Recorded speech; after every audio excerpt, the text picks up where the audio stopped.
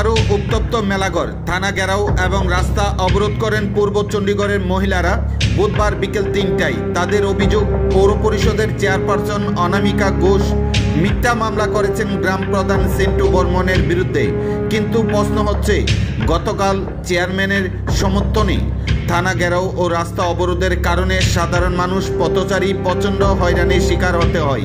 বুধবার বিকেল ৩টায় আবার যাদের বিরুদ্ধে মামলা করা হয়েছে তারা নাকি নির্দোষ, যার ফলে পূর্ব চণ্ডীগড়ের পুরুষ মহিলারা একত্রে মিলে মেলাঘর থানা ঘেরাও ও রাস্তা অবরোধ করেন, যার ফলে সোনামুড়া মেলাঘর সড়কে বিভিন্ন যানবাহনের লম্বা লাইন ও হয়রানির শিকার সাধারণ মানুষ।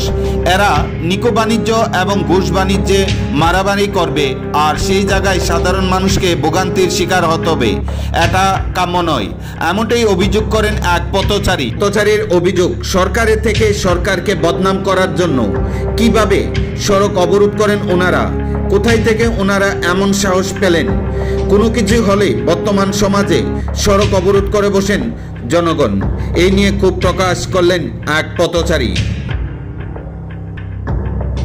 নিগু বাণিজ্য লইয়া দুই পার্টি মারামারি করব, থানার সামনে রাস্তা অবরোধ করব।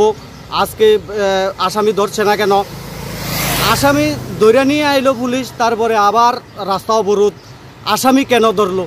তখন আমরা প্রশাসনের একটা সময় দায়ী করতাম, কিন্তু আজকের দিনে আপনারা বলুন যে প্রশাসন কোন দিকে যাইব?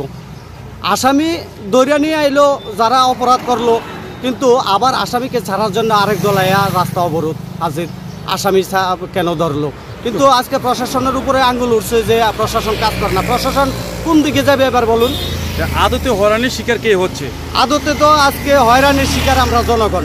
তারা দ্বারা আজকে আমরা বিগত দিনে দেখলাম যে বিরোধীরা রাস্তা অবরোধ করতো, বিরোধীরা বন্ধ থাকতো, বিরোধীরা আন্দোলন করতো, কিন্তু আজকে দেখা গেল যে সরকারের পক্ষে দুই দল মিল্লা নিগু বাণিজ্য নিয়ে মারামারি করে আজকে রাস্তা অবরোধে বসছে।